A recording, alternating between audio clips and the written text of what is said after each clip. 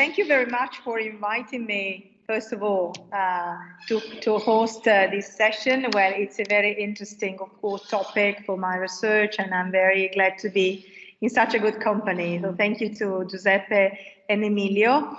Of course, that when we talk about gender issue, there is a lot to talk about, and I think that with the speaker today, we have a very wide,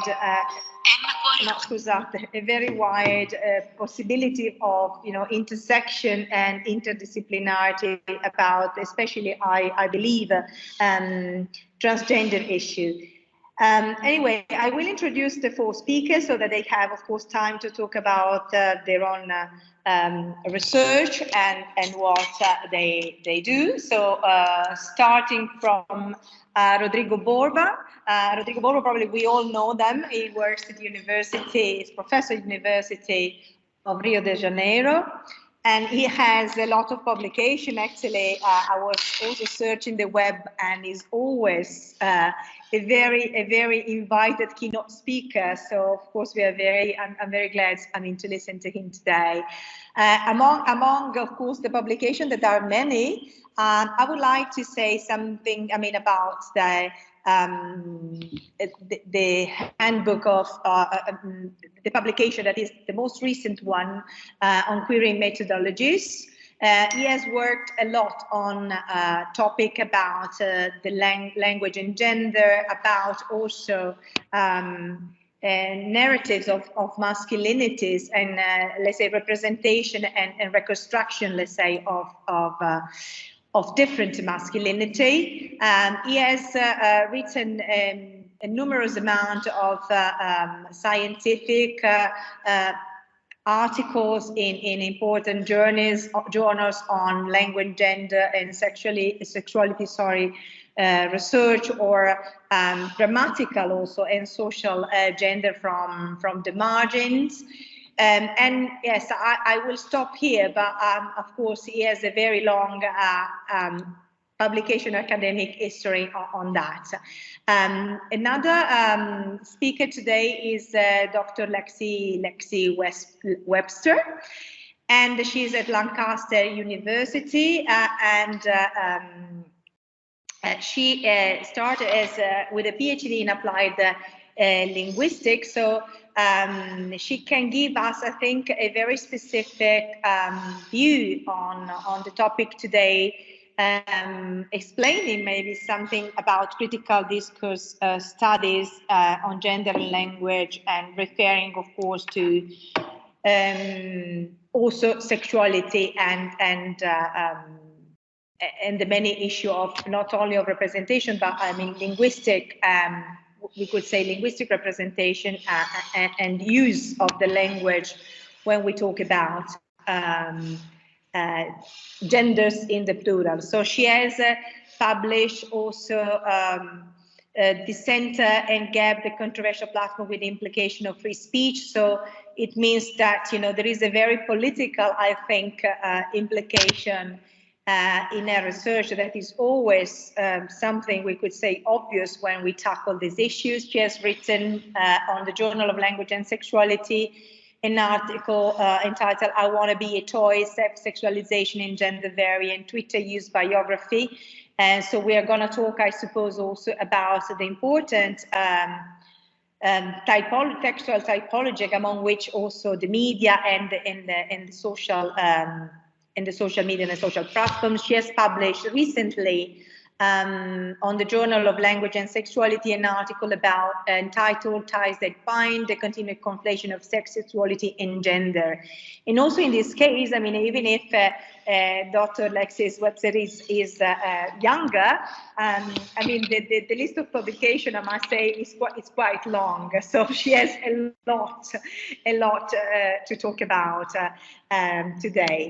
Then there are two other speakers today that I know more. I know more, especially Angela Zottola.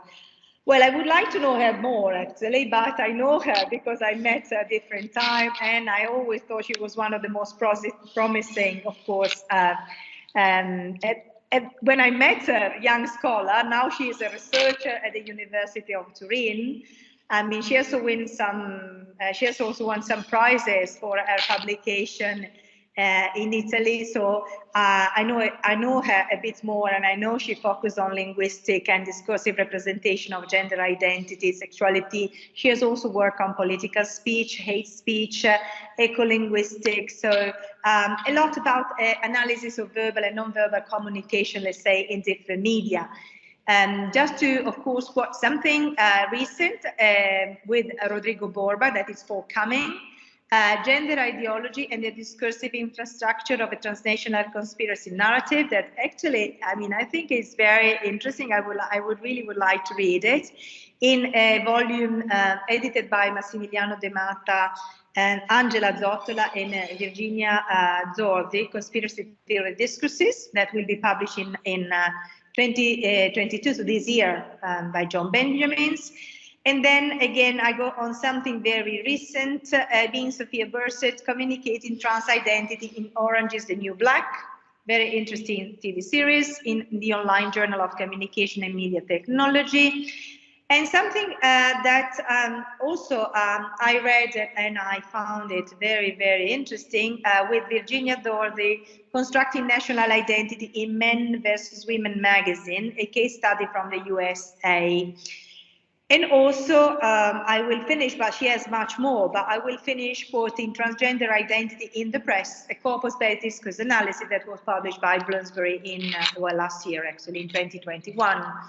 That I suppose probably will be part of what she's talking today. Then the last, but not last, I mean, metaphorically, because she's last in the list today, is Carmen Ferrara. That she is a PhD student in Mind, Gender and Language at the University of Naples, Federico II. And her studies are, her main research interests are also in gender, but also in queer studies, so in the sphere especially of queer youth. So she works also on different research projects. One is an Erasmus project created to index and measure the implement inclusion. So there is a discourse on inclusivity that I think today it's very important. It's something that we really have to discuss, you know, what this umbrella term like inclusion means and what it means, you know, for queer people. And then she's also conducting a trans-auto ethnography research. So she's very interdisciplinary, transdisciplinary, we could say. And this is also what usually happens when we work in gender and queer studies, but, you know, it doesn't happen well all the time. So, but it should. Among a recent publication, Transgender Women and Critical Attributes for Making a Business, an explanatory to study in Italy.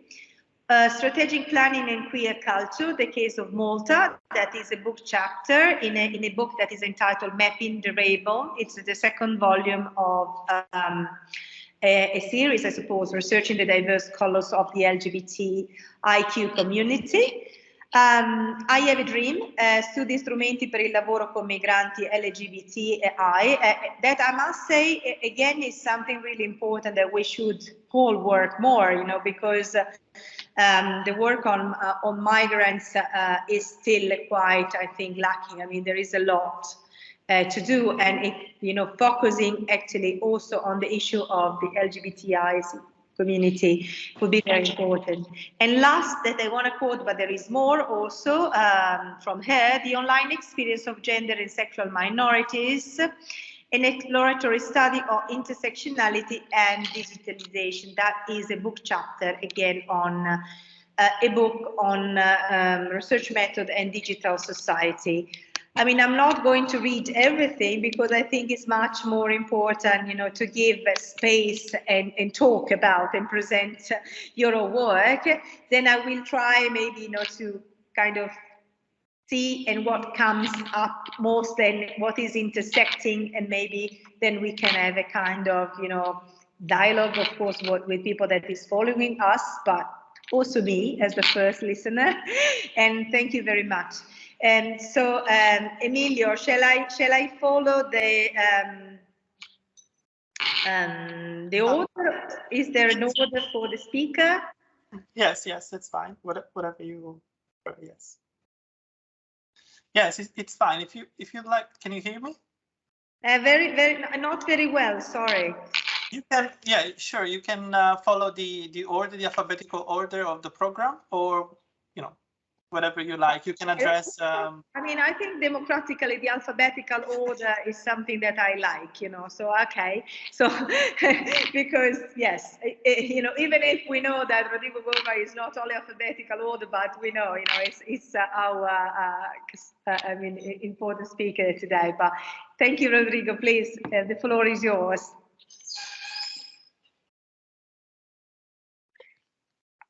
Order, and also I'm the oldest. That's what it means. So I should be last. So thank you very much, Emilio and Giuseppe, for inviting me for this seminar. It's really an honor to be sharing this table, virtual table, with scholars whose work I have been following for a while. Angela, who I know personally, I have co-authored papers with her, we have projects together, but also Lexi, whose work I have been reading and which is mind-blowing. So it's really a pleasure. And also Carmen Ferrara, who I don't know, but by the list of publications, I'm very interested to start reading. So anyway, I would like to start because we are here together to discuss our work, and especially our work with gender and sexuality.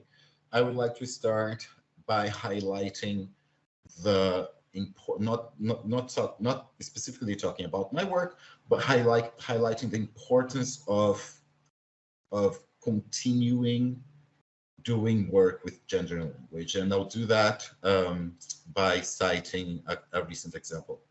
I don't know if many of you are aware of the fact that the Oxford University Press is about to publish a book called Gender Critical Feminism.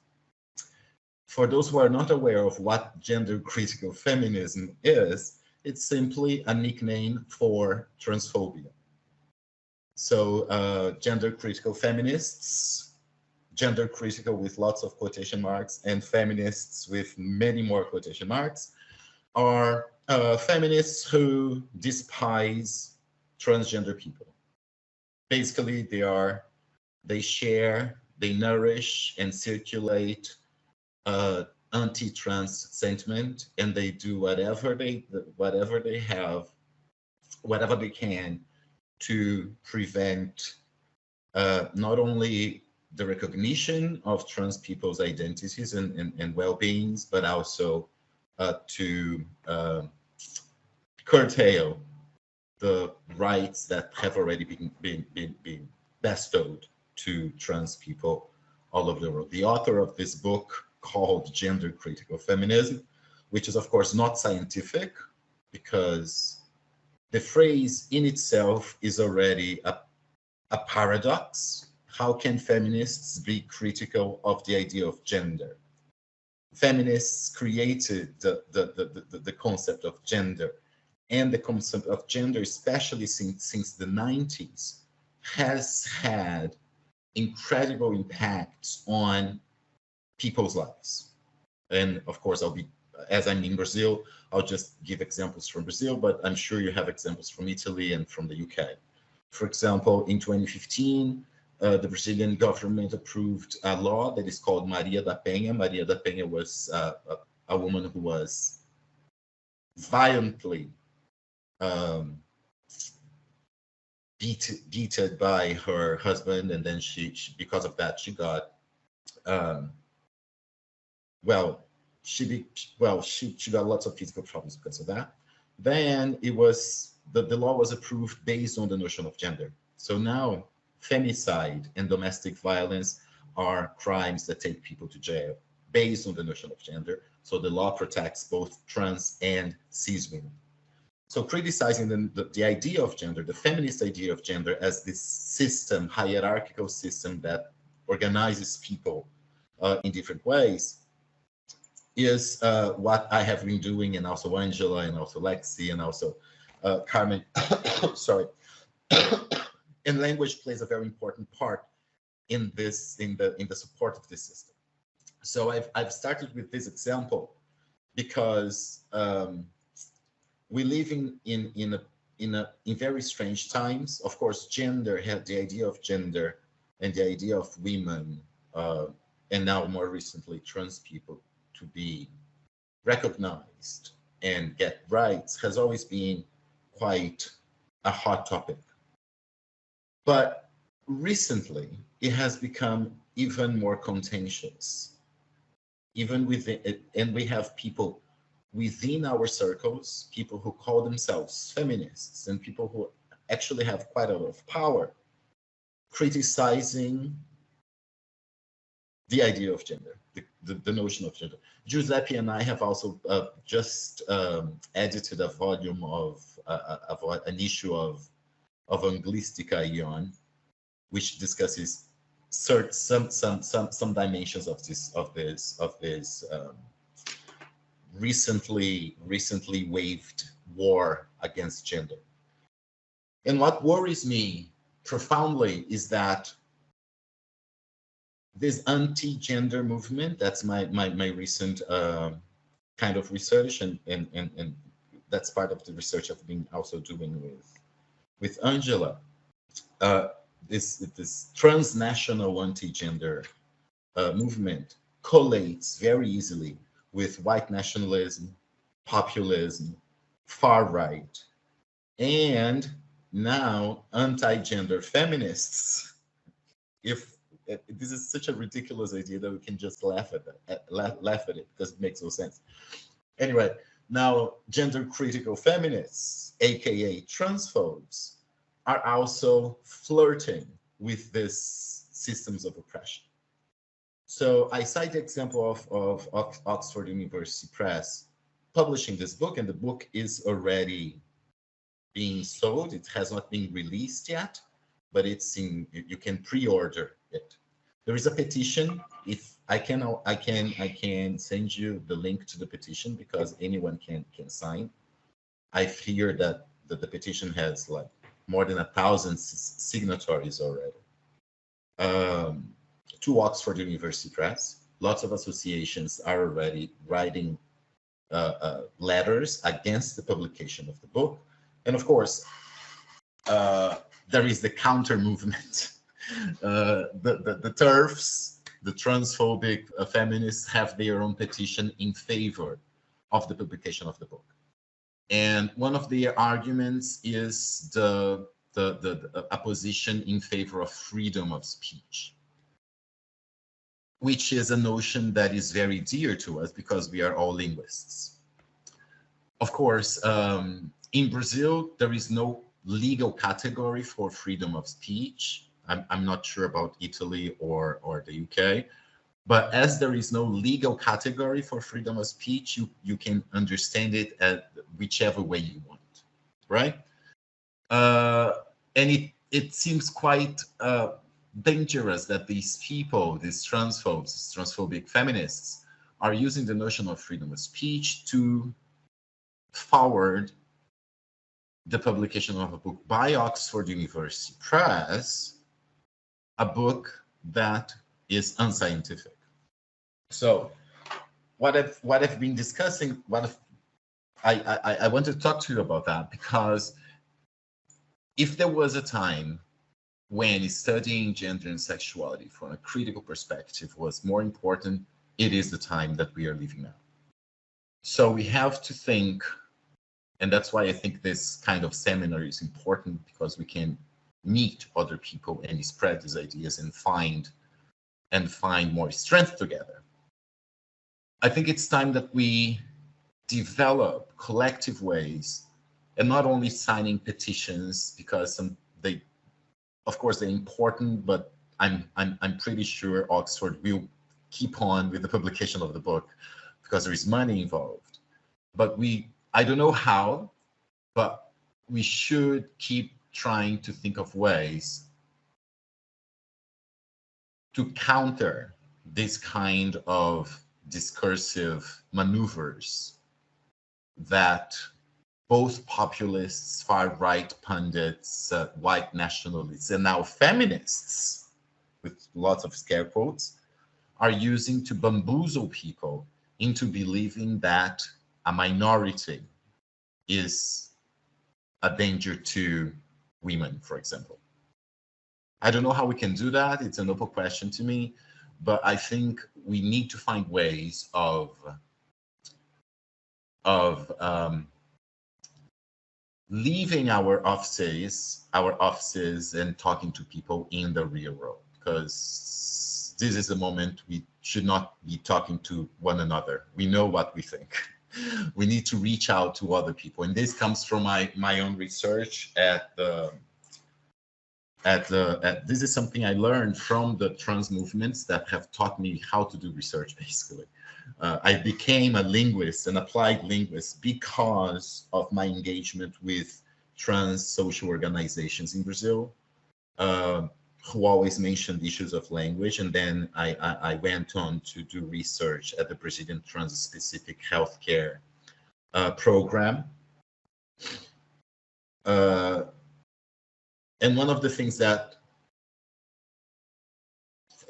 came from the trans groups was that the research should not simply describe what happened there, but should have effective material results to them.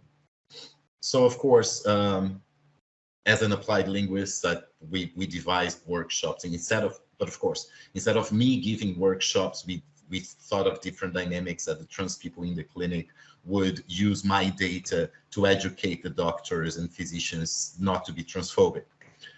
This is one way we can talk to people who are not academics in the real world, but what are other ways? I am now, how long do I have? If you don't stop me, I'll keep talking until 5 o'clock. Well, it's midday to me. I will keep talking until 10 o'clock. Yeah, no, we would like, but no, because we should have a kind of, yeah. Yeah, I know. So please stop me. Okay, but yeah, you can talk, I think, another kind of 5 minutes, and then maybe we can pass the, yeah. Okay, I'll be finished. Just to close up this idea. 5 minutes. So just to close up this idea. So as linguists, applied linguists, social linguists, critical discourse analysts, how do we reach out to people outside the academia? Because those are the people that are mostly affected by these kind of discursive maneuvers. Look, gender is a dangerous idea. They are transforming our kids. They're sexualizing our kids. They are grooming our kids to become gays, lesbians, and trans people. Look, these feminists are terrible people. They are dangerous. Feminazis and things like that. Feminazi is a word that is very popular now in Brazil. So another project, that's how I'm going to finish, that's going to be released next week, no, in 2 weeks, is a collaboration also with an NGO, Sexuality Policy Watch.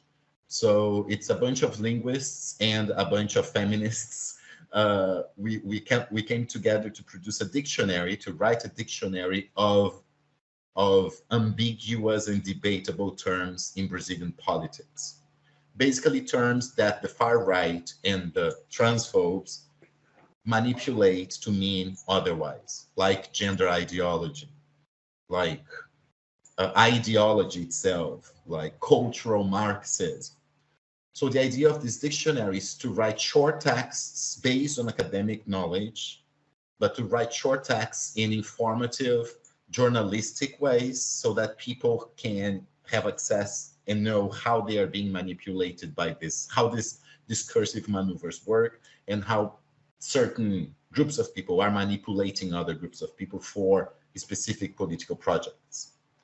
And one nice thing is that there will be 2 versions of the dictionary, and that's why we have a bunch of applied linguists working in this project. There will be a version that is gauged to 20-year-olds, undergrads, And the same dictionary was translated, so it's in Portuguese, everything is in Portuguese. So the same dictionary, which is already in very available language, was translated into even more available language to teenagers. So we are now, once the dictionaries are released in 2 weeks, we'll be starting a series of workshops with teachers, journalists, and politicians to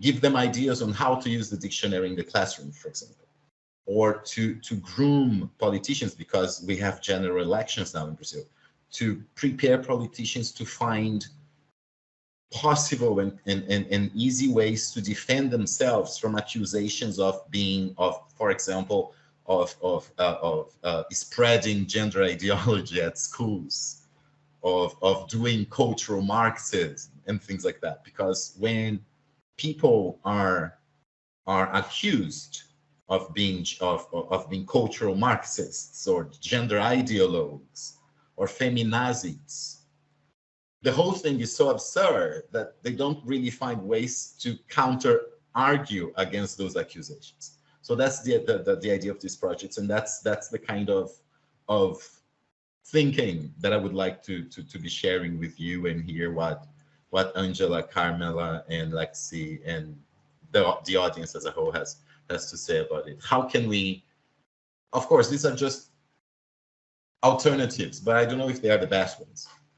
But how can we navigate these times in which gender has become this weapon, this political weapon? And gender is a word that it's our vocabulary. They are just stealing our words and turning them upside down to do other things. So that's the kind of thing I would like to share, to discuss with you.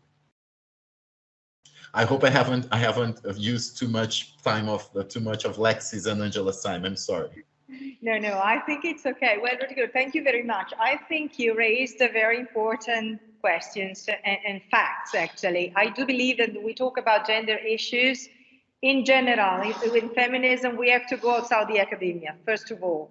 We have to talk with people, and we have, to at least make us and our voice heard. Otherwise, only this kind of voices are heard, and this is not good.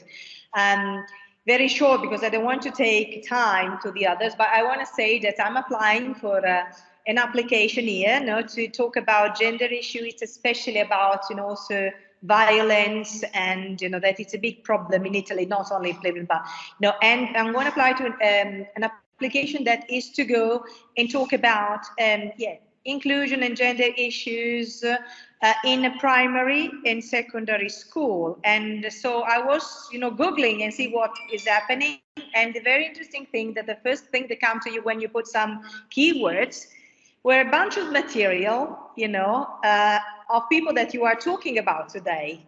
Instead of having something, done by, feminists or transgender people or the queer community, blah, blah, blah, we have something about conservative people against that. And this, it's something that we have to think about it, and you have to go on with the search in order to find what you want to see, and see, okay, so they did this in this university. But the first voices, I was appalled by that. It happened to me yesterday. That's why you were talking. I was thinking about that.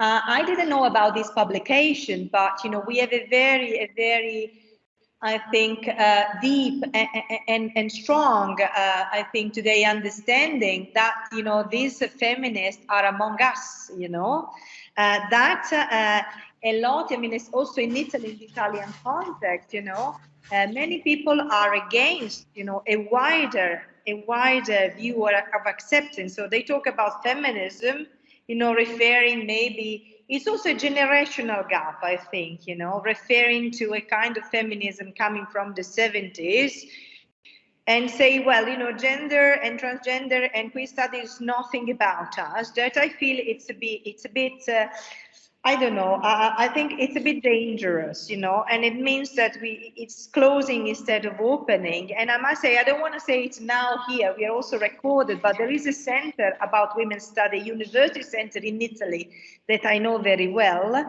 with whom I'm not collaborating anymore because this was the issue, you know, to go and present only in talking about feminism, in talking about, you know, gender or transgender issue was not. So I said, okay, maybe it's not my place. Like today, it's really my place. So thank you very much, I think, for... Can I just say one word? I promise.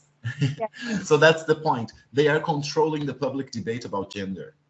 And we are circumscribed by the university walls. We can't reach these people. How can we reach not these people because they're not going to change their minds, but how can we stop them from grooming the general public, like the common people who are not academics, who don't know what gender is, who don't know what feminism is? How can we stop these anti-gender pundits from bamboozling people into believing that we are the enemies, that trans people are the enemy, that feminists are the enemies? That's what worries me very much. And I'll be quiet now. I'm sorry. No, yes. And I think, you know, this dictionary we're talking about is really important, but I think you have to go and talk to young people. You know, you have to talk to teenagers, even to children, meaning, of course, 9, 10 years old, of course, that they can understand. And also because it's always, I know it's always difficult, of course, and you must have the right competences to do that, of course. Pedagogical also competence, but no, I agree. And I think, you know, that you are talking about something that you're really doing, you know, what is agency, that it's really important. So thank you, Rodrigo. So I'm gonna leave the floor now to Carmen actually, Ferrara, that is the second speaker in alphabetical order and today. So I'm gonna leave the floor so that maybe then we can have I think a final discussion on everybody's speech. Okay. Oh, is she stuck now? Can you hear me? Okay, yes. You can hear me? Yeah, not well, actually. At least me, it's a bit mechanical. Do you hear me better now?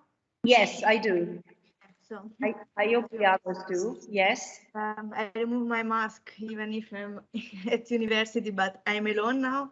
Thank you so much. I'm super happy to be here with you because I'm a non-binary person, first of all, before being a researcher, and sometimes academia is not a safe. So can you hear me? Not. Oh, I don't know why.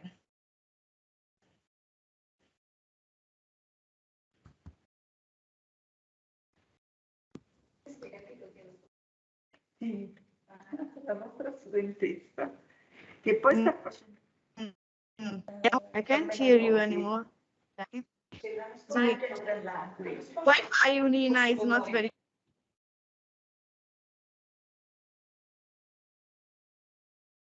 You can't hear me or you can? Yes, okay, I can't hear you, but okay. So as I was saying, I'm happy to speak in a conference, an academic conference, as a non-binary person, because sometimes someone saying, okay, maybe it's better if you don't say your identity, okay? So because people sometimes cannot understand who you are and which pronouns do you use, because when I speak in English-speaking context, I feel more safe, even if my English is a very Napolitan English. But okay, I can use the pronouns I want to use because I use they, them pronouns, and I feel very safe. So thank you for the invitation. And my research in the last 5 years, since my bachelor degree, focused on intersectionality and migrations and queerness. So what I like to share with you is something about that topic, but not just that, because Professor Rodrigo said something about health, and that's a very important topic to me. as a researcher and as a trans person, because he was speaking about training in schools, but also to doctors, also to nurses and health professionals. It's very important because sometimes doctors don't know how to face our identities. So next month I will be speaking in a conference with gynecologists, because sometimes gynecologists are not ready to visit a person who is a man but with a vagina. So I think it's very important to speak with everyone, with students, but also with teachers. That's maybe more important, because when you speak about a dictionary, one topic is words. Okay, I know most of you are linguistic. I am a sociologist, and words are very, very important to us. But I can say I'm a young person, and sometimes we have a lot of words to describe our identities. Maybe sometimes people say too many words, because sometimes to define our identity, gender identity, and our sexual orientation, we are creating a lot of words. And there is sometimes a problem of communication. But I would like to focus in particular on the academic context, because now actually I'm working on gender dimension in research and in academia. And of course, in Italy, when we speak about gender, sometimes we'll still think in a binary way. It's okay, men and women issue. And when we speak about gender studies, sometimes we just speak about women's studies. And for example, one of the topics I really care about is the leaving the academia with your own identity, because in Italy we'll still have a very pathologizing context. So to be trans, to be recognized as a trans person, you still have to medicalize, you still have to go to the hospital, take hormones, and do a very, very long procedure and go in front of a court and, okay, am I a boy, am I enough a boy, am I enough a woman, and that's crazy. And of course, as you know, we don't have an option for non-binary people. My master dissertation was on the Maltese context, where the situation is quite different because they are an English-speaking country, but also they do have the X option on the documents. And so in Italy, the situation is very problematic, and to be recognized in the university as a trans person, to apply for the alias career, that is just something to leave the university for students, staff, teachers, with your name and with your gender. But in many universities, to apply to that alias career, you need to start a transition path. That has no sense, because I don't have to go to Polyclinic or to the hospital to start my transition path. And so this is the first problem. I don't know at the Orientale, but we here in the University of Napoli, Federico II, we still have this issue. So the next generations of people are growing up in a context where we have, fortunately, a good representation of trans people in the media, also non-binary people. We are starting to have this representation, and we are starting to have some people who are working as a trans consultant for Amazon Prime, Netflix. So they know they need a person who is an expert on this topic. And so we start our to be aware of our identity when we are very young in schools. And so if you put a barrier, a gatekeeping, like, okay, you need a diagnosis, because in Italy we have a pathologization, so gender dysphoria. Okay, it's something very problematic, because if you are 18, you are starting your university, you would like to start studying with your name, and not that professor call you with your they say dead name, and I don't like this word, but okay, the name assigned at the birth. So leaving the academia as a trans and non-binary person is something still quite problematic. And currently I'm starting doing an autoethnography of the academia as trans and non-binary researcher. We are still few of us in Italy, but we are starting sharing our experiences. We started with the WhatsApp group because, okay, we are few of us, sociologists, PhD student in Italy as trans and non-binary people. Unfortunately, there are still few trans women. There are many trans guys because the experience is completely different if you are a woman or if you are a man. And so we are doing this research now, and I hope I can share our results very soon. By doing this autoethnography through a diary. So each of us, we have a diary, we write every day our impressions, how do we feel as trans scholars, who most of us, we also study gender stuff, and me, I'm the only non-binary person for the moment. And I can say sometimes it's very hard because for me, it's also important to perform the university, like, you know, purple layers like, with my look, because I want to be visible. I don't want they try to like delete my identity because I'm happy, and I'm happy students can identify. Okay, there is a young researcher who is a trans person, a non-binary person who is queer, visibly queer. So yes, I don't want to take all the time, but I just would like to share with you these impressions as a trans person in the Italian academia.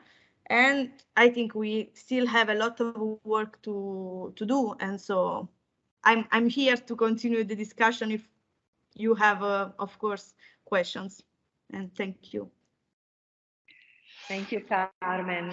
Thank you, because, well, it's following very well, I think, Rodrigo talk is again about, you know, visibility, is about respect of, you know, any human being in the world. It's about understanding of what it means, you know, and as you said, you know, sometimes people don't even know. That's the problem, that they don't even know, you know, what it means. You know, they have a label and they have some connotation around the label, you know, without even knowing the real meaning. And I think language is very important too. You were, you know, crossing with Rodrigo with that. Language is very important. The way we speak, the way we begin to talk about things makes a huge, huge difference. Even when we don't realize, if we use a diminutive, you know, if we use something in our, you know, we are not aware, and sometimes even when we are critical like us, and when we are living maybe, you know, some situations, sometimes it comes out, because as you said, when we are a child, we have an input, you know, of ideas, of language, of connotation. So that's why I think, again, yes, that to teach differently, you know, to go in the classroom and say something different is really important. As it is, I think, to really in ogni caso, diciamo, per quanto riguarda la composizione del collegio, si parla sempre di personale di ruolo. I don't know who it is, but someone is talking. Okay, thank you. I was saying, you know, and as Rodrigo was saying, it's important that the media also talks to, you know, average people and make them understand what it means. You know, this is really about identity and the life of people and the way they live. It's not something theoretical. No, this is life. So thank you very much. And I wanted to say something, that the University of Ferrara is 5 years that you can apply for an alias ID. Okay, so you can apply for an alias ID and leave all your academic career with the name you want, with, you know, and also now, from now on, in the website, this is something I have requested now, you know, you can choose and put, you know, like in the Anglophone context, the pronoun that you want to use, in order to talk about yourself. So I just wanted to say that it's moving slowly, but something is moving, and I think it's really important. And in Italian academia, there is a lot to move. So thank you very much, Carmen. Thank you for this. It was very empathic. Also. Thank you very much. So I'm gonna leave the floor to Lexi Webster. Yes, I didn't know her, so it's a real pleasure actually also to see her today. So the floor is yours, Lexi.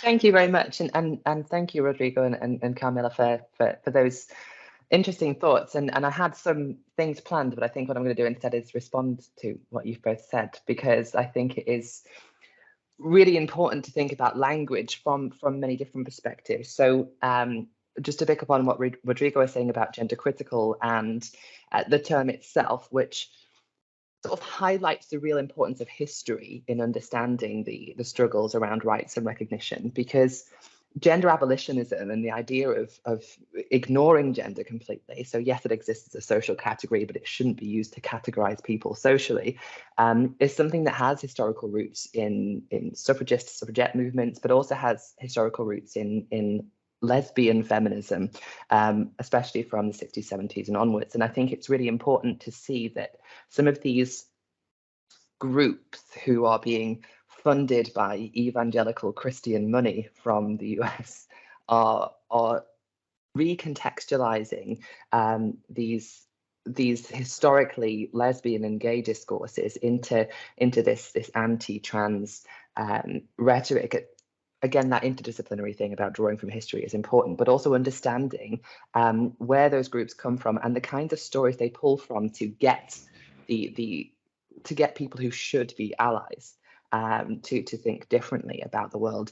Kind of highlights how language doesn't have to change for language to change, that the words are still the same, but it's the meaning that gets recontextualized and the meaning that gets shifted.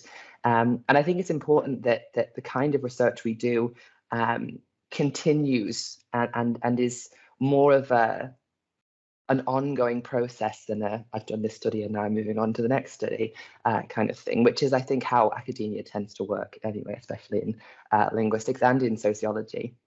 I do consider myself a linguistic sociologist because I like to see myself as a sociologist that uses language as a unit of analysis. And I see that both of them tend to say, okay, well, I've done this now and I'm moving on. And I think that also responds to what Rodrigo was saying in terms of moving beyond the academy, doing more than just writing a paper that collects virtual dust in a journal's repository. And taking it beyond and taking it to end users and people that can actually benefit from that research. But I also wanted to pick up on Carmela, what you were saying in terms of the multiple identities and the different ways of speaking and being trans and non-binary, and how that can sometimes also be a barrier to the kind of access that trans and non-binary people need in terms of understanding from wider groups in society, that because, again, of historical narratives of exclusion, language is created and generated within a community that ends up being a barrier to inclusion from other groups. And it's this interesting catch-22 situation of you've been left alone for so long that you've had to build your own vocabulary. And now it's that vocabulary that's being used against you as a kind of wall between you and other groups that you need the support of in order to generate the kind of power you need to generate change. And so that's why I think multiple perspectives are really important. And I'm going to hope to preempt what Angela's going to say, because every time that I get invited to a place, Angela's always there and I love it. I think it's brilliant that our careers have kind of just sat alongside each other. That the multiple perspectives is really important. So, for example, Angela's work on trans identities in the press really effectively demonstrates how people talk about trans people. And my research focuses on how trans people talk about themselves and their experience of representation. And I think that dualism is really important to see how that positioning is navigated on multiple sides, because it's only with understanding a holistic context that change can actually be made, that we can identify those material correspondences between trans experience and the world outside trans experience to actually pick up on those opportunities for making positive progress. And so to sort of segue into my research, I've focused on challenging that how trans people navigate those oppositional frames. And I've tried and ultimately failed to take an apolitical perspective, to try to be objective and say, let's look at how this might be seen. But I ultimately always come down on one side, because you can't help yourself. As a trans academic, I'm not going to say, hey, how about I don't have rights? That's not a position I'm going to come down on. So it's interesting to me to see how these competitions and these conflations between ideas and concepts are navigated either knowingly or otherwise by trans people. So focusing on social media, because it is the hotbed of just hell when it comes to navigating identity politics and the rights and respect of people's identities. Thinking about how we challenge common uses of trans recognition. So just the label of transgender, for example, and how it now has in the English-speaking world has been sort of extended to trans and non-binary people, where before trans would include non-binary, but now there is this expectation, and rightly so, of explicit recognition of non-binary identities within that, because trans is a reductive label. It conflates so many different identities and so many different behaviors under one word that it can't possibly explain all those different understandings. But also kind of challenging the notions of antagonism over identity. So something that was in my doctoral thesis and something that I've been doing quite recently is thinking about how do trans people unknowingly, knowingly navigate this problem that people have with trans identities. So in terms of misgendering on Twitter, which is a specific Twitter rule that until Elon Musk has his way, maybe, misgendering on Twitter is something that can get you suspended and can get you banned. But then I engaged with an understanding of how do people cisgender other people. Now, bear in mind, this is a few years ago when the gender critical people were slightly less extreme than they are now, but had a problem with being called cis. And how trans people might engage in that kind of discourse and unknowingly generate the same kind of feelings that are being generated against them when being misgendered. And then I wrote something last year in the Journal of Lesbian Studies on how trans people might recontextualize lesbian identities, because again, the gender critical feminist groups may say and do say that lesbian identities and lesbian spaces should not be inclusive of trans people because they recontextualize those identities. And in the data of 70 million words from Twitter, there is evidence that those identities are being recontextualized. But whether that's a problem is a different matter.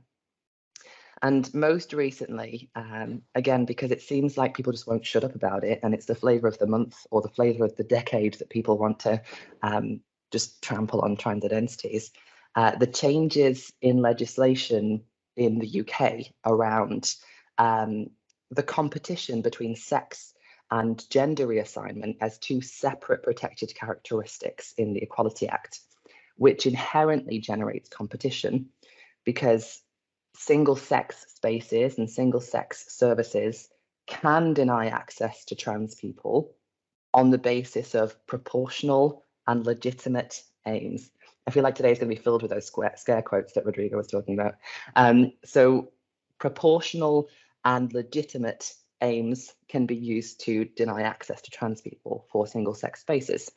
Now, that's always been the case in the Equality Act, but the application and implementation of the word are changing. So the examples given in readings of the Equality Act have changed to things that are far less extreme than they used to be. So extreme examples might be single-sex hospital wards or rape crisis centres, whereas now it might read changing rooms in clothing stores, which is a very, very different set of circumstances. And again, that goes back to what I was saying in response to Rodrigo in terms of the language isn't changing.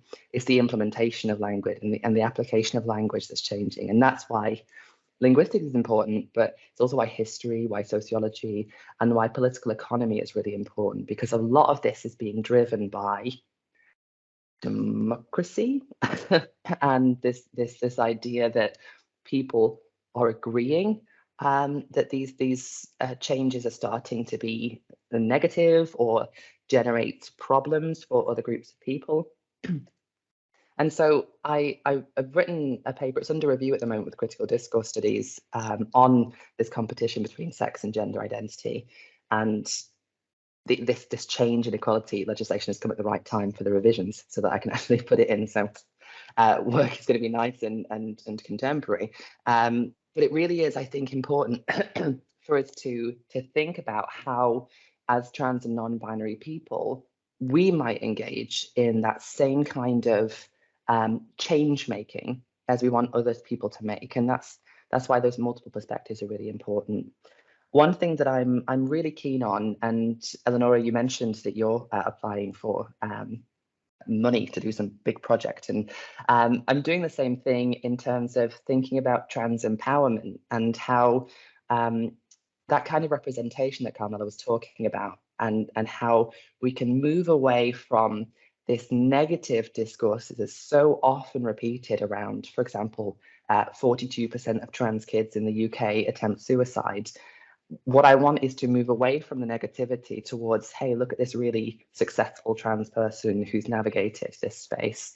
So, for example, not to completely shamelessly self-plug my own success, but hey, it can be done. You know, you can go to a space that isn't always comfortable, and it's about learning the strategies for making people comfortable or not caring that they're not. And I think that's an important thing too. We can learn from historical movements in gay liberation and in women's liberation, where the goal wasn't to make people comfortable with who you are. The goal was to make the space. And I think that's something that I'm really keen on doing, and that gets done through language. But it also gets done not through radical change overnight. There has to be step by step, boiling frogs. I don't know if that expression is shared across the continent, but boiling frogs and ensuring that they get used to the temperature rather than saying it's boiling hot now. So that's my idea for how we should think from multiple sides, how we get some people to see that it's not all bad, and these people that are funded by shady money in the US to highlight these narratives aren't right, and they're using all this language and all this history in so many wrong ways. But also, hey, trans people and non-binary people, you can make the world slightly easier for yourself, slightly better for yourself by trying to navigate those different communities, those different languages in a way that's accessible for other people, that doesn't scare the horses. I'm talking in cliches today, so I do apologize. But essentially, that's not talking too much about my research, but trying to respond to those things. And that's where I see the exploration of trans studies and trans language, where it should go. And one final thing that I wanted to mention about that is that it's so nearly a danger that trans people become an overstudied population, because politics and current affairs and the world around us is highlighting trans people as a hyper visible population. And I think it's really important that we engage in real co-production with trans people in the research process, because as soon as you do research on a minority population, you make them hypervisible, you throw the spotlight on people, that can make things even more dangerous, even more difficult for people to navigate until we get it right. And so that's why co-production and co-creation, I think, is a really important tool that we should embrace and not mandate, but certainly encourage in future research on trans populations and how we might go about making the world a better place for them.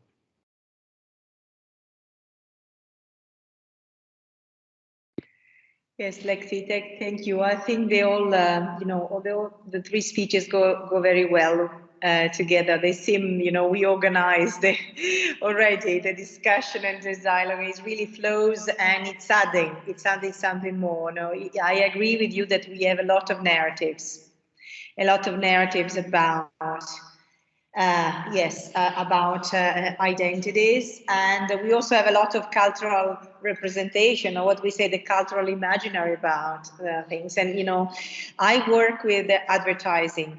Okay, so my studies, something I did on transgender representation in advertising. I mean, it was so obvious, that the representation was quite a banal one, was quite a very constructed one, in order to be accepted, we could say in brackets.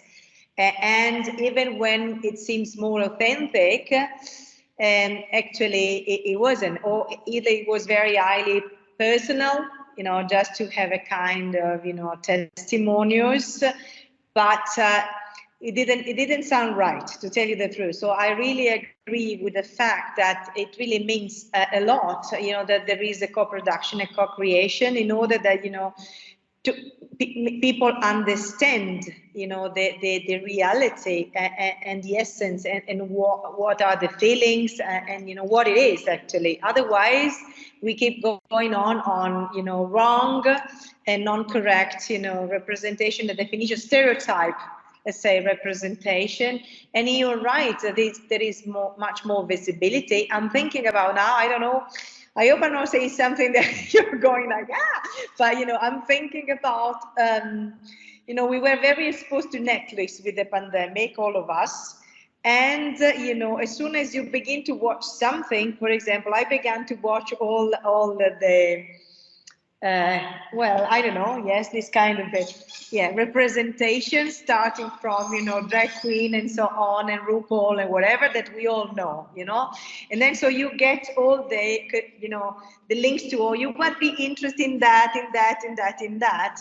So I agree with you that, the more you are visible, the more you have to explain, and the more you have to represent probably yourself. Otherwise, other people do.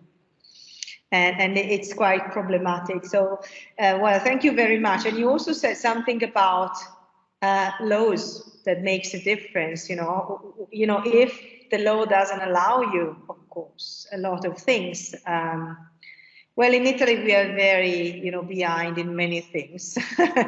So many things. So in this, even more, I think. I mean, it took ages, decades, just to have, a recognition of a partnership outside marriage for heterosexual people. Okay, just to think about it. So imagine how, in which situation we are, and anytime we go into that, politicians try to do something. It's really hard. It's really hard. But you raised your hand, so probably you wanted to say something more. I just wanted to come back on the representation thing, and how once you become visible, you have to explain more. And I think that's a really important thing, and something that Carmela mentioned in terms of being a kind of person that students can see. I think that's really important. It puts a lot of labor onto minoritized groups, that you end up having to be the token of all trans people and all non-binary people, and you carry this burden to represent everybody's experience. And I think that's why so much needs to be done, because expertise is individualized when it comes to identity-based expertise and lived experience. And that's really where I think we should be going in terms of empowering people to have the tools to represent their own experience and to represent their own individual expertise. And so that it's not dangerous or difficult to ask somebody about their life, and people don't feel ashamed to talk about their identity or their life, and that it doesn't become difficult, and it doesn't become traumatic, and it doesn't become stigmatized. The more we move to a more positive orientation, I think it's not going to negate the stigma, it's not going to negate the trauma, but it's going to provide an alternative worldview that you can connect with, that allows you to to embrace a less negative, a less stigmatized view. And I'm going to be quiet because Angela's not spoken yet.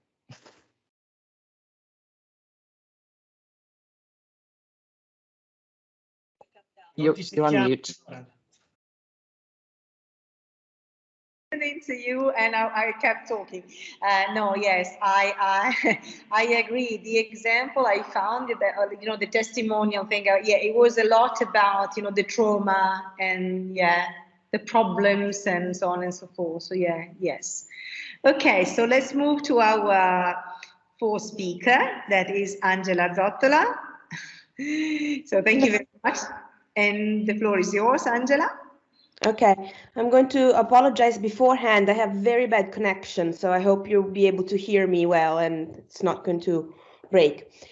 It's very interesting because the two things that I wanted to talk about today were how do we take our research outside of academia, and how are we not objective when we write our research, because these are the two things that I've been really thinking about in the last few months. The kind of going outside of the walls of academia is related to the fact that I have been invited to give some talks by people outside of academia. And every time I start talking, I have the feeling that all the people that are there already know what I'm talking about.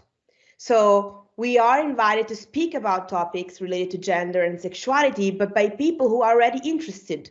So we're not talking to our colleagues, we are not talking within the walls of academia, but it doesn't really change that much because we're still talking to people who are already interested in these topics, who are already sensible to the topics, who already know that there's a struggle and there's something that needs to be done.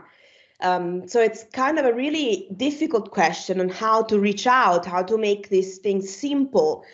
And I think on the one hand, there's also a big bias on our part. In Italy, I want to say, and I know that some people don't agree with me, but I think that studying gender and language and sexuality is still pretty much a niche, and it's still very difficult to affirm yourself as a scholar of language, gender, and sexuality.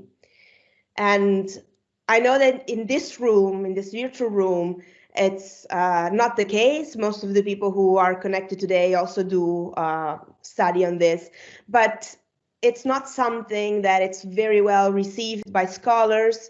It's not something that is accepted. It's not something that it's considered worth of using your time doing.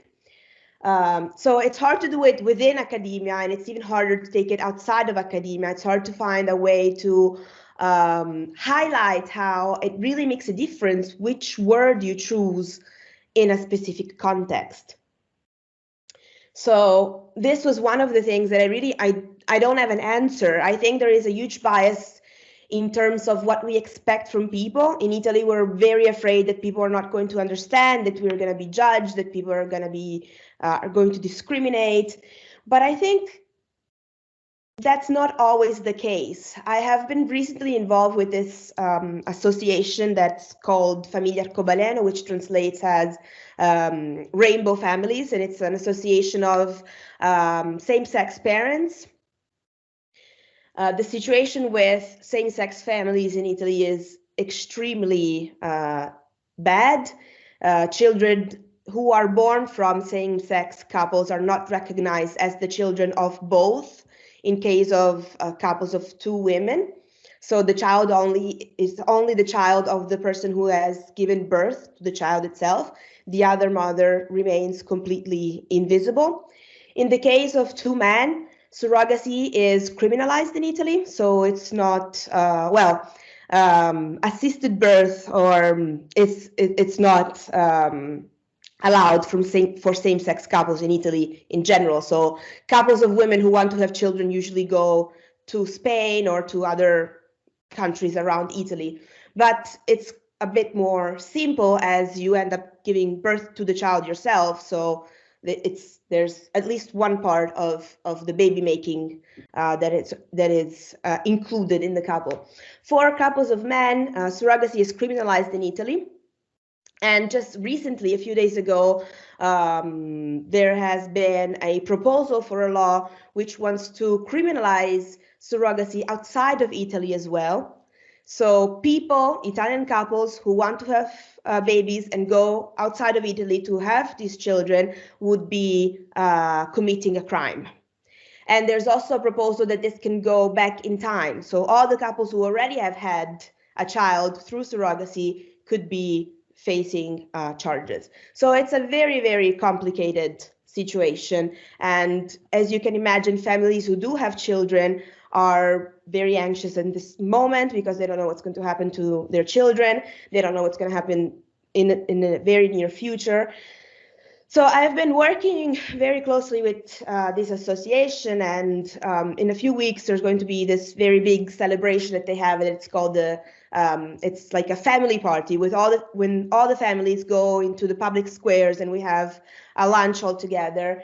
And it has been very interesting to observe how talking to people, inviting people to this celebration and showing that these children that have two moms or two dads exist, are happy and have a really normal life, has been interesting to observe how other people accept this and really don't have any problem with families that are made of two parents of the same sex.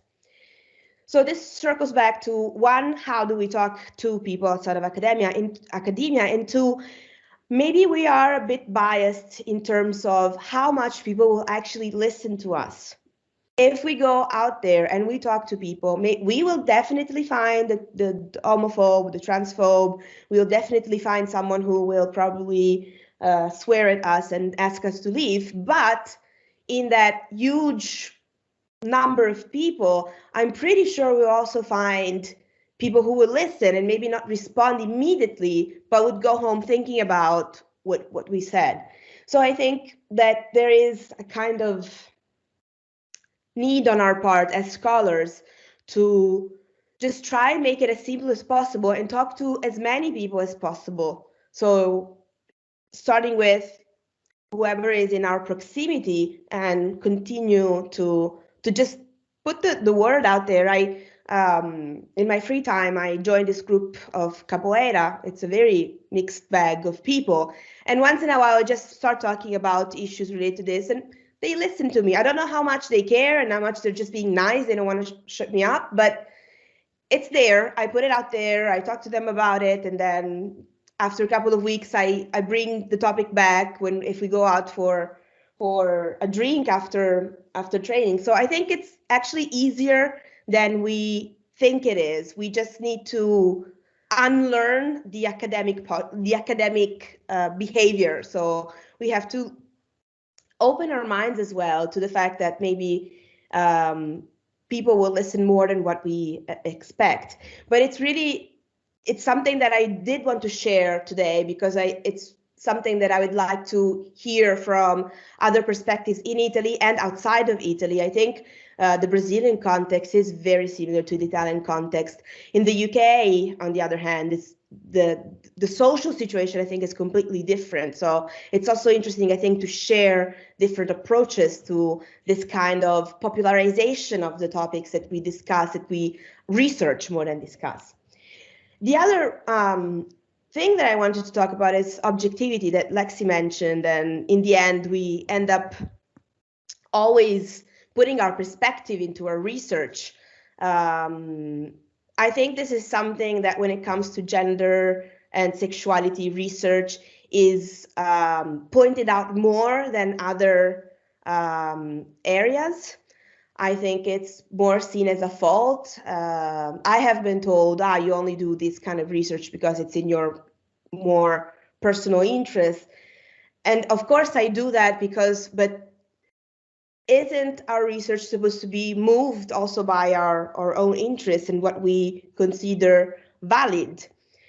So the question is, I think we can still remain objective even though we position ourselves, especially when we think about critical discourse analysis, which is the approach that I mainly use, where actually it is required or it is part of the theory itself that the researcher positions itself or themselves as on the side of the minority or on the side of the population that they are, the political ideal that they are exploring. Nonetheless, I think that because we are, in a way, not in a way, we are scientists, we're still able to remain objective, even though our ideas go in a certain direction and we have thoughts about what we explore.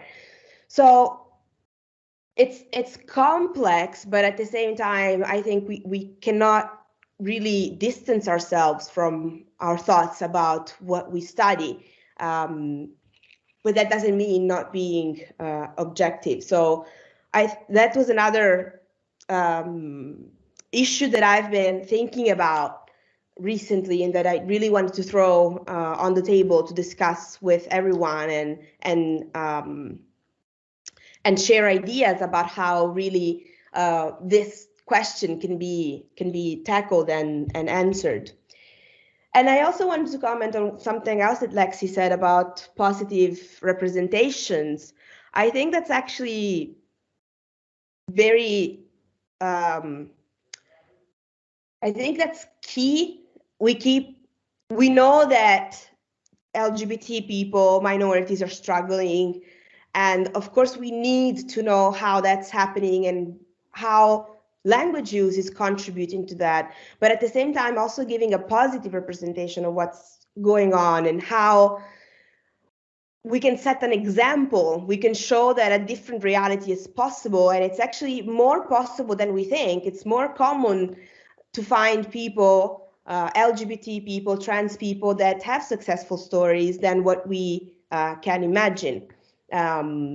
So I really agree with you on this idea of kind of a positive representation.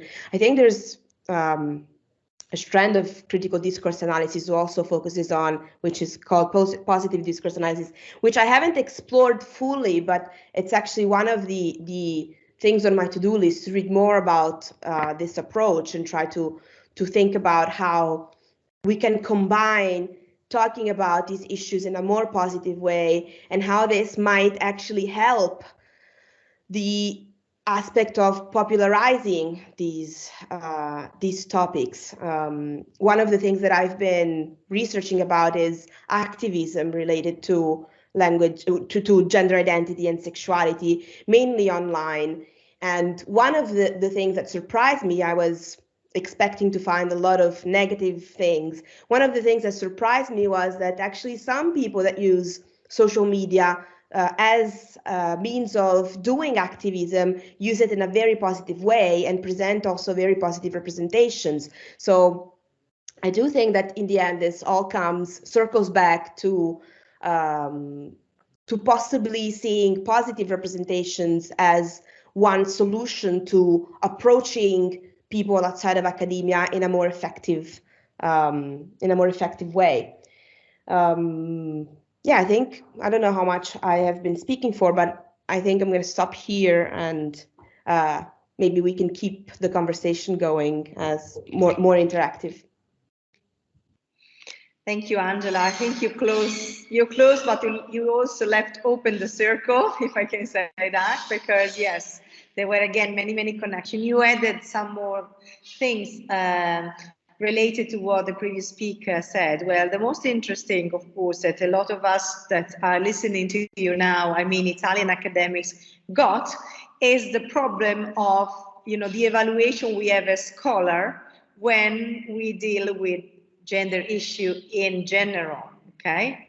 So many years ago, also my first publication, I still remember, I gave it to a colleague and she said, yeah, it's the strange thing that you are working about, and it was about translation and gender, but very, very classic. I mean, it was mainly, a history of women translator or, strategy for jobs. So something very classic nowadays, we could say, but it was taken as something not really important, and it is true that even if, time goes by, and more also young researchers work on these kind of issues, is still very difficult. And this is very important, you know, because when your work is evaluated, you've been told to work on certain things and not others. And, you know, yes, and this is about activism, no? You were talking about activism. So I agree with activism outside the academia. As I said at the very beginning, I think anybody that is touching this issue cannot do it in a theoretical way, but has to do something also in society, in practice, otherwise it's blah, blah, blah. But, you know, it is true that is activism also, you know, to go on and do your research and continue publishing on this, and especially, you know, when your publication are also accepted, you know, on journals, international journals that maybe don't focus on that, you know, so it means that you have a recognition of your work. And I think this is very important, you know, there's something more that came out, connected to what Carmen was talking about, how difficult it is, you know, to live in the academia, to work in the academia. And you said something even wider, you know, on the context. I don't know if it is the same outside the Italian borders, but certainly it is true, you know, for us. I can imagine it is quite widespread, this kind of attitude, I can imagine. So yes, thank you very much. I mean, there are many connections also to what Lexi said. So about the discourses and the representation, and also, you know, the methodology that we decide to use in order to talk about, yes, this issue, you know, in which way are this methodology useful and which one are, you know, the best actually probably to use. I mean, more effective, I mean, not the best, but the more effective, yes, to use. Okay, so I shut up too because I'm talking too much, I know, but I must say I'm finding this meeting wonderful. I have to thank again because after such a long day on something very different, this, you know, is food for thought and for my mind. So thank you very much. So I think now I could open to, oh no, Carmen has her hand raised before I open to anybody else. Carmen. Can I? Thank you. Yeah, I really enjoyed the discussion. Thank you so much. I would add just a few things. First of all, that I don't know if it's worse to be trans and researcher or activist and researcher, because be an activist, speaking about Angela was saying the objectivity, no? And so sometimes you are an activist, so maybe you should be less activist, and I think I like to engage the research and advocacy. So, but it's something sometimes it's very heavy, no? So to a burden, yeah. And another topic, yes, just to put on the table, but I know we are closing the discussion. But currently, I'm a PhD student without a scholarship. That's important. So I do also research in an NGO, an Italian NGO, in an organization that is my organization. And I really find that is Arcigay Napoli. And it's super interesting to me to do research in an organization and in the prison of Napoli, Poggioreale prison, in the transgender section. Okay, so where there are women in a male prison, and that's another, of course, another topic that we can't discuss tonight.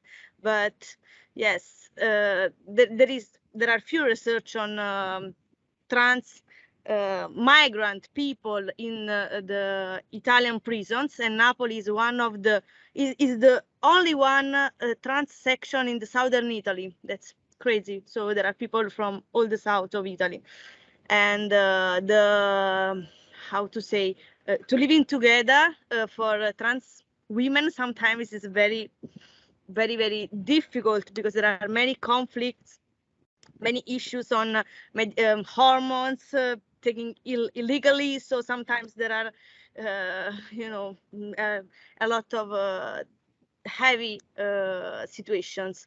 So yes, I just want to say I'm currently doing this research outside academia because, you know, funds, financial resources are another important topic. So Yes, and activism, be an activist and a researcher also outside the university is something I really appreciate. And sometimes you are also more free to do research outside the academia. Yes, this is another very, I think, how can I say, well, important, point to be discussed. I agree with you. Sometimes in any context, you are free when, yes, you don't get, you're not in the structure or you're less, you're in between. Yeah, I agree. There are two end rates, both Lexi and Rodrigo. I didn't notice who raised the hand first. So anyone who wants to speak first? Rodrigo was first. Okay, Rodrigo. Sorry, am I first? I don't care. But anyway, I've got just 3 points that both that Angela's talk, Carmen's, and Lexi's talk just reminded me of. So academia is a difficult place to everyone. It is difficult for me, and I am a white cisgender man. It is a terrible place. But, and sometimes I wonder why the heck I have chosen to do this line of work. But it is also a place that we can use to do important things. And that's why I keep doing and that's why we keep doing what we are doing, because academia is a difficult place, and especially now with the neoliberalization of intellectual work. Like you have to publish and publish and publish, and you have to do research, you have to apply for funding. And Carmen, I do research without funding. And I am a senior researcher. So sometimes we do it, not sometimes, we do research, and we occupy academia because it is a place that can have an effect in society.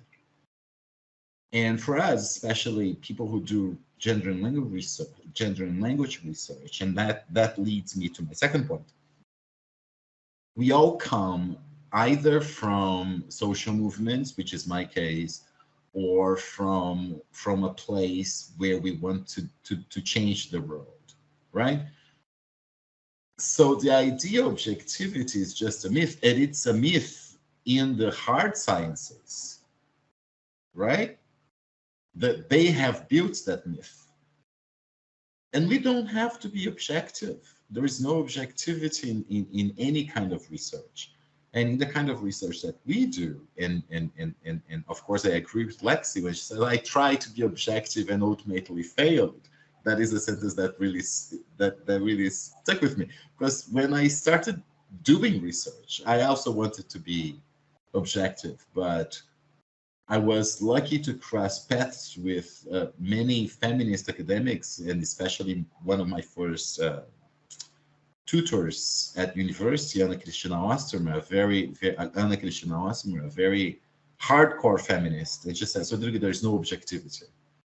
If you want to study gender, if you want to take on the challenge of doing research with trans people as a cis man, you cannot even fathom the possibility of saying what you are doing is objective.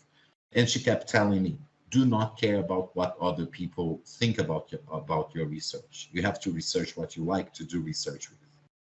And that's what I keep trying, that's what I keep doing. And well, as difficult as it is, don't care about what other people say, because what they say is just bias as much as what we say is bias. So keep doing.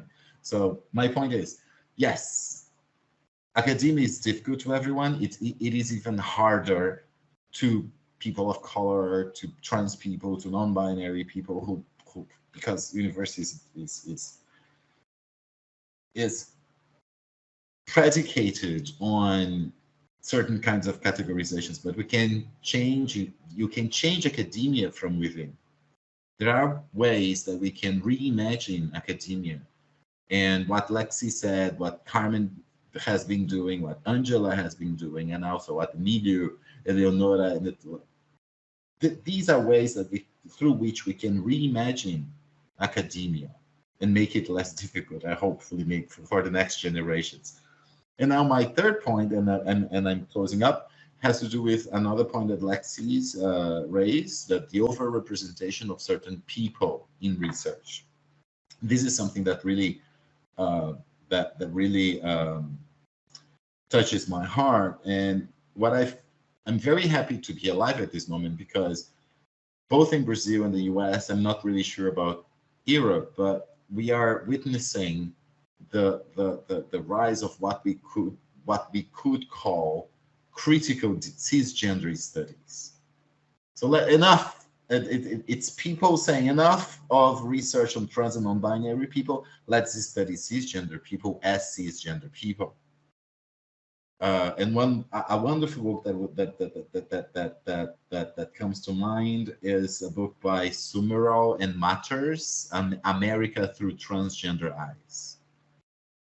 So it's transgender people doing research about cisgender people, and that's revolutionary. It's fantastic. It's absolutely fantastic. So I'm just closing up. Just a suggestion to Carmen on their autoethnography. There's this powerful autoethnography in academia by a trans man, Sonny Nordmarken. That might just a suggestion, might be useful to your project. So I'm closing up. Thank you. Thank you, Rodrigo. Yes, I think, that it's difficult to talk about objectivity in anything we do and we write. And yes, it is a big issue, but we can try. I mean, maybe we take for granted we are not totally objective, but, Angela was actually is explaining very well that the way, you present your research, how you do it, which kind of data, which perspective can make it anyway, more scientific, more objective in this way. But in anything we write, I think, there is a part of objectivity, a part of ourselves. Yes, I like this utopian final, Rodrigo, of, being able to change from within. So this is, I like it, and I believe also it is true. Lexi?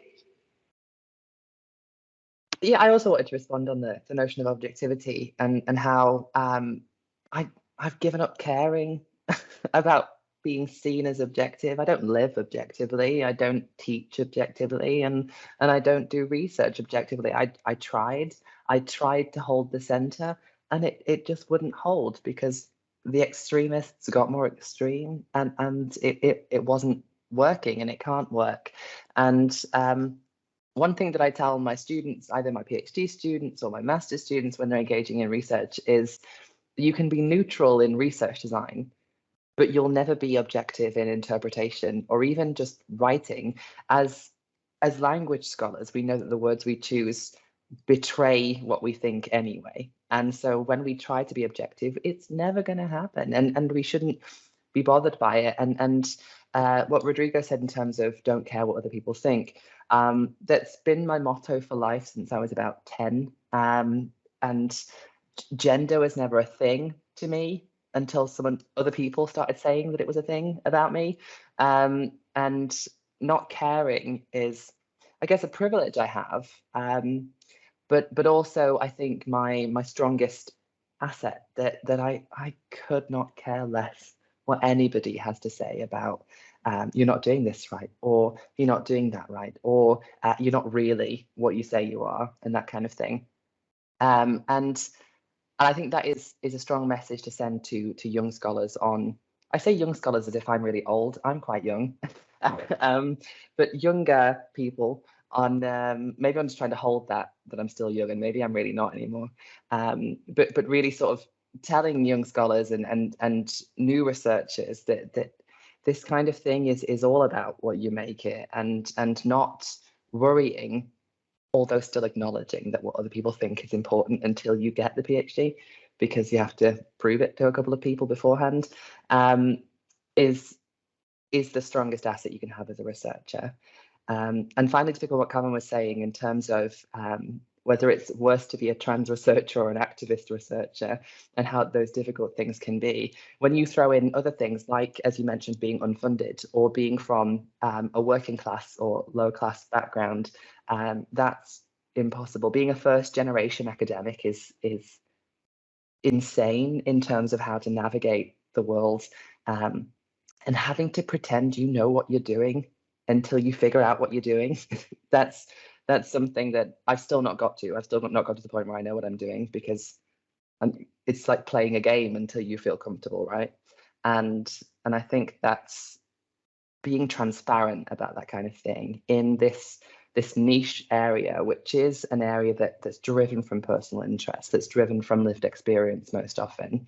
I think it's really important to be transparent, to be honest with younger researchers and with senior researchers who still tried to hold the wall of no, objectivity is the thing to go. I think challenging upwards is just as important, and fighting for that transparency and that honesty is really important in our research and in our teaching and just in the way we go about the world. And that's, I guess, my final statement. Wow, a wonderful statement, I must say. I mean, yes, it was, yes, thank you very much. Yes, I agree. Yeah, we go back to the beginning, you know, to what you do and how you do it, and how, you know, what is important to do for our students and in any context that we move and we are. So thank you very much, Lexi. So I'm asking Emilio and Giuseppe, since I'm very ashamed to say that unfortunately I couldn't follow the other seminar, and if they were like this one today, now I feel really bad I couldn't. So what happens now? Shall I open to the floor? Or yes, please do. Please okay. Do. So anyone has a question or comment or anything to ask to our speakers today? We have still some time to, you know, go on with our conversation.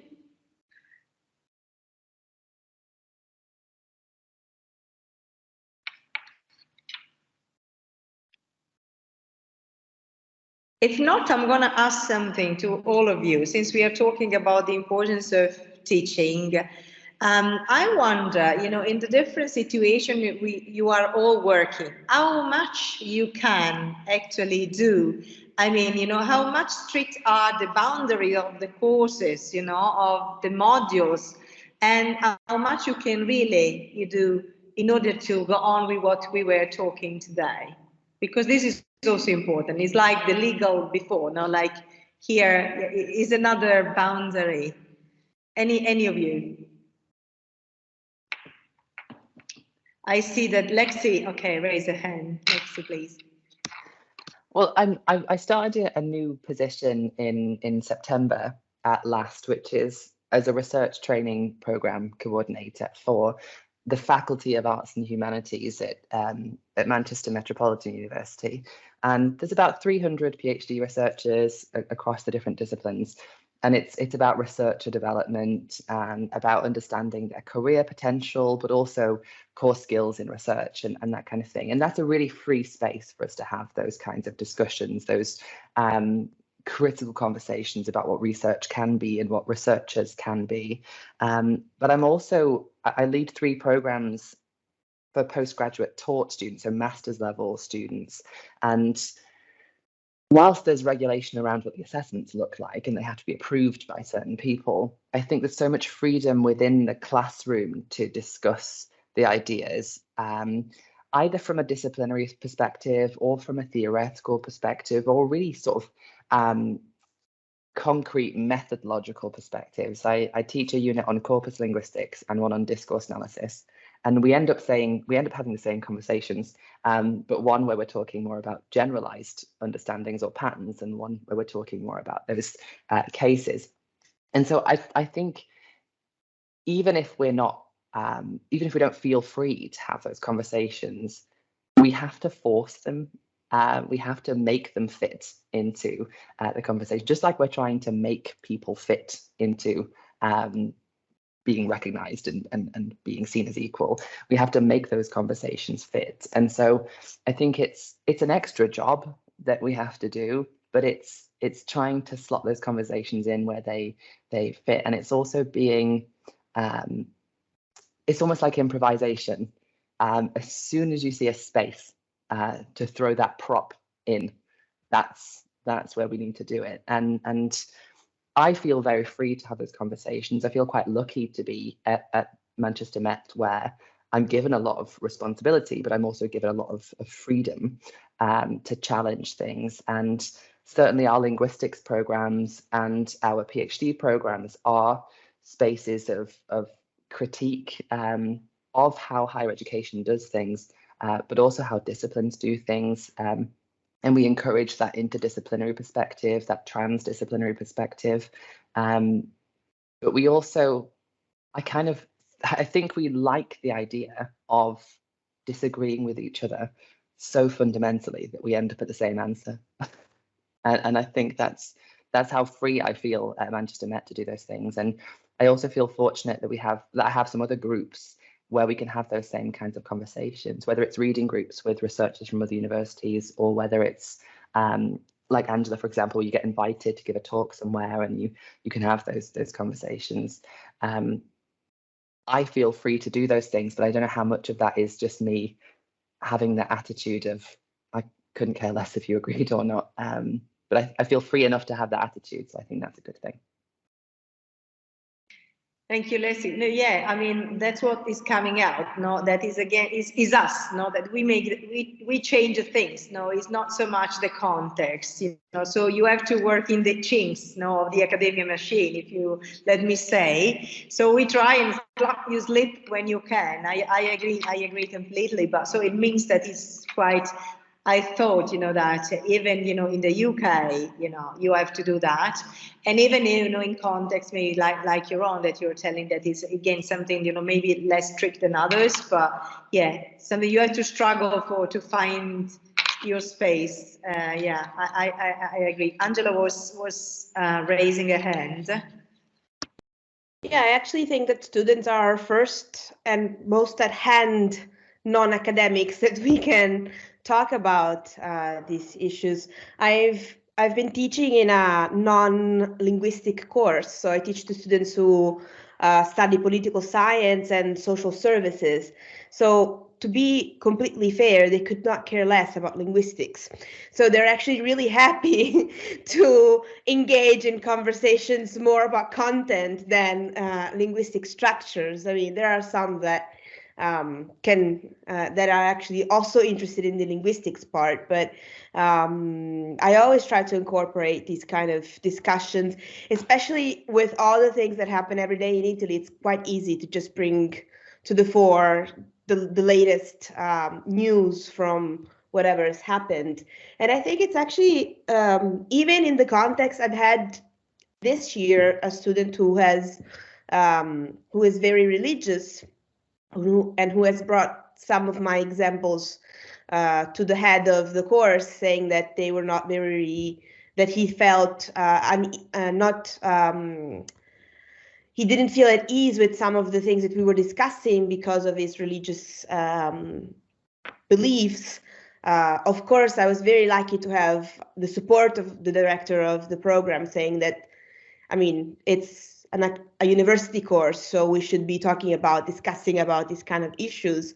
But I think even in those cases, it's good to have, as Lexi said, a kind of discussion and conversation about even opposing even ideas that are not the same, even contrasting ideas, and it's actually fruitful for the classroom and for the other students who are present. So I think we should use the privilege of being able to speak to so many young students. Just maybe in Brazil it's the same, but just for Lexi to know, we generally have 200 students in our classrooms, so it's quite a huge public. So I think we should really take advantage of that space and use it as a way to bring these issues to the fore as much as possible. Lexi, please. You raised your hand. Yeah, I think it's just really interesting, and it's interesting to know that those class sizes are so big. I mean, we have lectures that are that big, but our seminars tend to be very, very small. We tend to have workshops with between 10 and 20 students. So it is, I think what we can do as teachers is very different depending on the kinds of publics we have. But then also the size also means that there's different levels of change that you can make when you have those discussions. I wanted to respond on the student who comes from a specifically religious background who had troubles with the conversation. It's something that I think that academics in the UK are grappling with quietly. That there's a much needed and fundamental reshuffle of what we do in UK higher education around decolonising the curriculum and inviting more diverse perspectives into the classroom. And quite often there are conversations with, oh, but what if we bring up issues of LGBT inclusion and then we have a really religious person? So, for example, in Manchester, we have a really diverse population.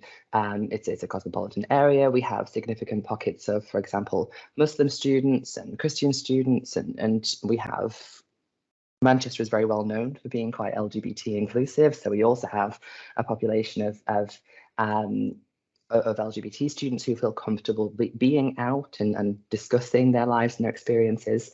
I've never experienced a problem in the classroom itself, but I can sometimes feel an air of difficulty when some things are being discussed. I also try to make it a space where we can say things that might not be right. And to be a space where you can ask questions that you were scared to ask before, so that you can get an answer and not feel like it's offensive or not feel like you're hurting somebody. And that's not always easy because you can't always control how people feel about what's being said. But quite often in critical discourse studies, we come from quite a clearly left-wing perspective. And so sometimes I find myself being the devil's advocate and kind of retching inside that I'm saying some of the things that I'm saying, just to say, look, it's okay for us to have these conversations, because I'd rather us have these conversations here than for you to say something that hurts somebody outside, or for that kind of thing. But I find that it's not just students that have difficulty with that. I think teachers, and especially established academics who have not seen struggle for a long time, can find some of those conversations most difficult. And also the kind of movement in UK higher education towards mainstreaming. This is business talk. Mainstreaming issues of equality, diversity, and inclusivity.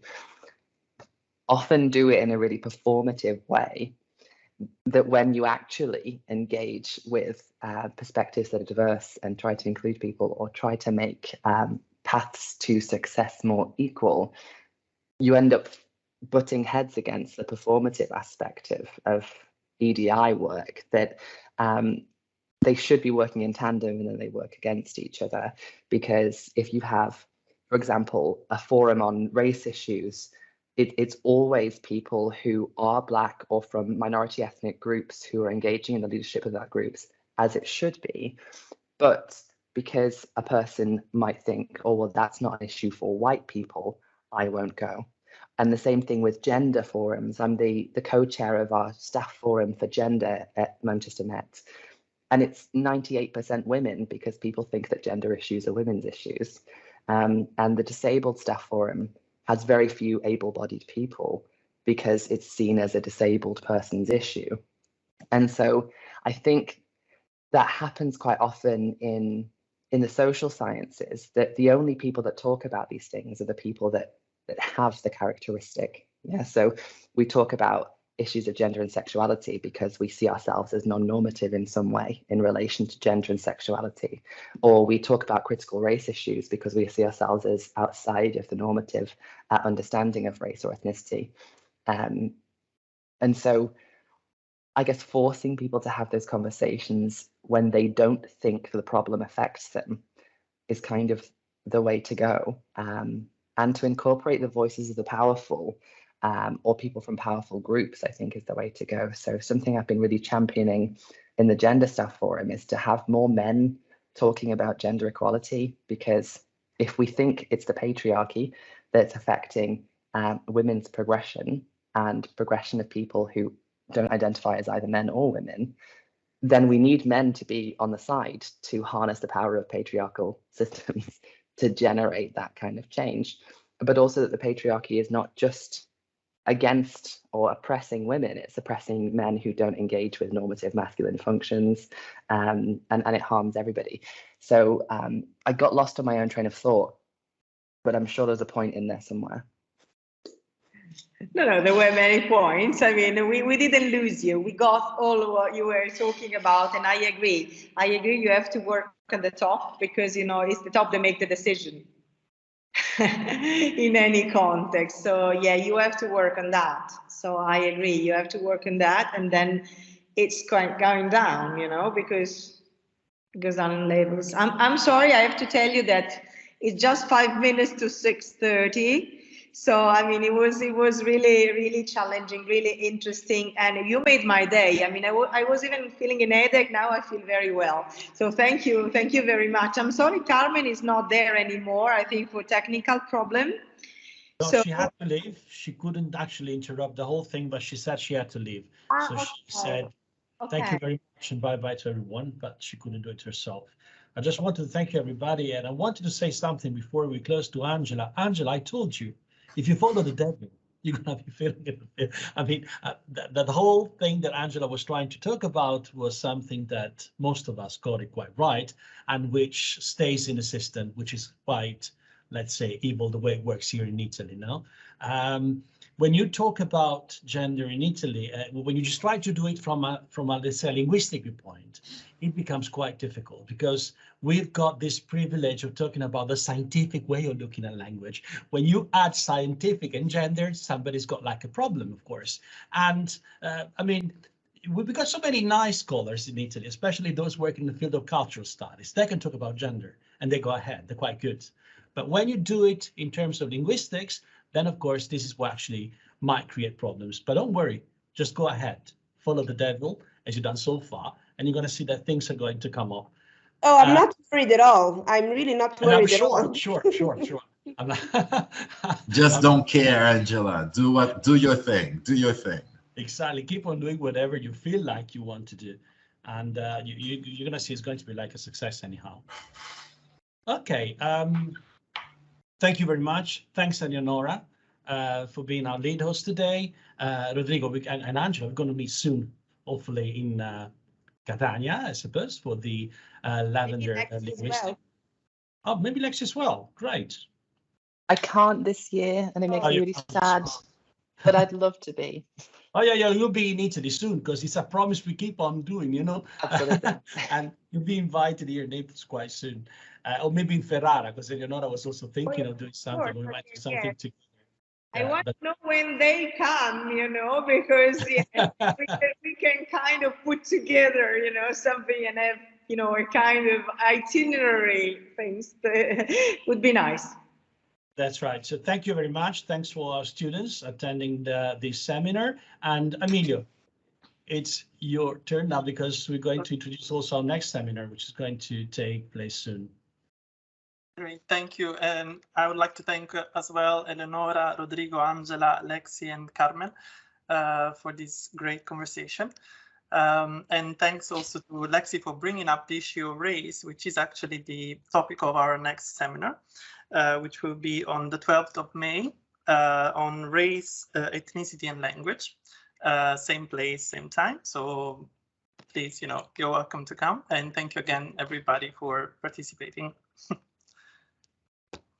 Thanks. Thank you. It was really a pleasure to be with you today.